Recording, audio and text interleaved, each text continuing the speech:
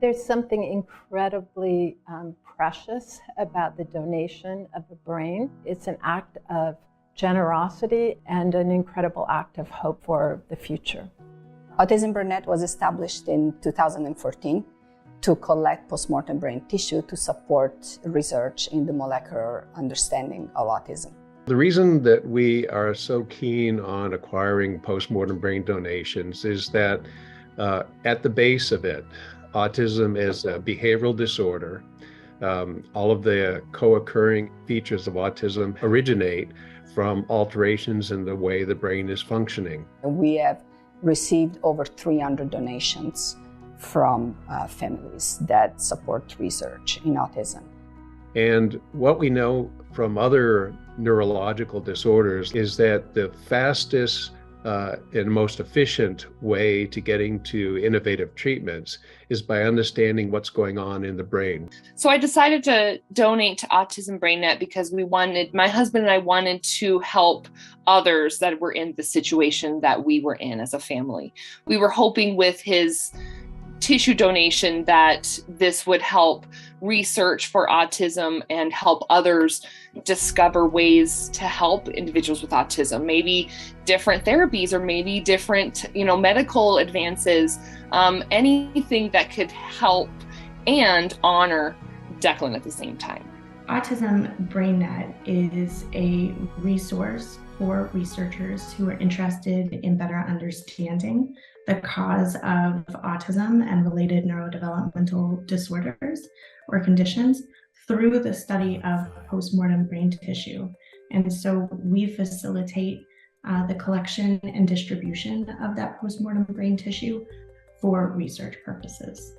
What's really terrific about Autism BrainNet is that the way they're trying to increase the size of the collection and the sample size, thanks to their collaborations with patients and families. We're particularly interested in the present study in looking at a particular kind of mutation called somatic mutations or mosaic mutations. They're mutations that typically can't be detected by studying blood samples because in some cases the mutation is only present in the brain. They occur as the brain develops. And so we really can't study them any other way than using brain tissue itself. Until we really started, there hadn't been studies done in autism postmortem brain in more than 10 patients in any single series. And so it's really critical to be able to define what's going on in the brain. It's an essential part of modern medicine. So we asked the question, in those with autism, could we identify a molecular pathology by measuring RNA? Could we identify something that's submicroscopic, not seen under a microscope or in an MRI image, but that still would define what we call a molecular pathology of the disorder, defining the state of the brain, the cell types and the state that they're in? We see that there's a renaissance in some respects of autism research on the postmortem brain, starting because of the resource that's been made available by Autism BrainNet.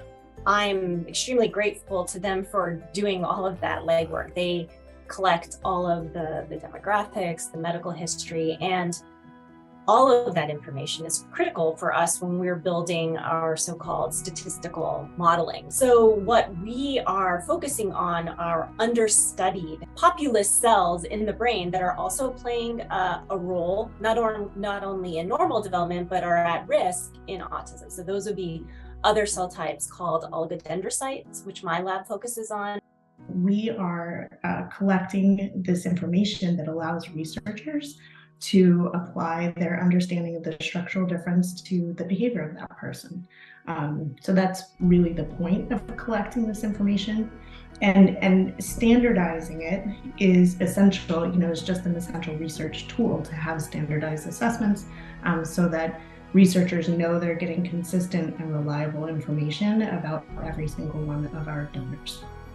I have to say, as a physician and as a scientist, this isn't about my research or our papers or my students. This is about meeting a huge unmet need in terms of improving the lives and the outcomes of those with autism and their families. It was really interesting to hear all the different ways, that his sample through the next years, next decades will help. And that to me is huge, to not only know that his sample is helping individuals right now, but potentially in the future.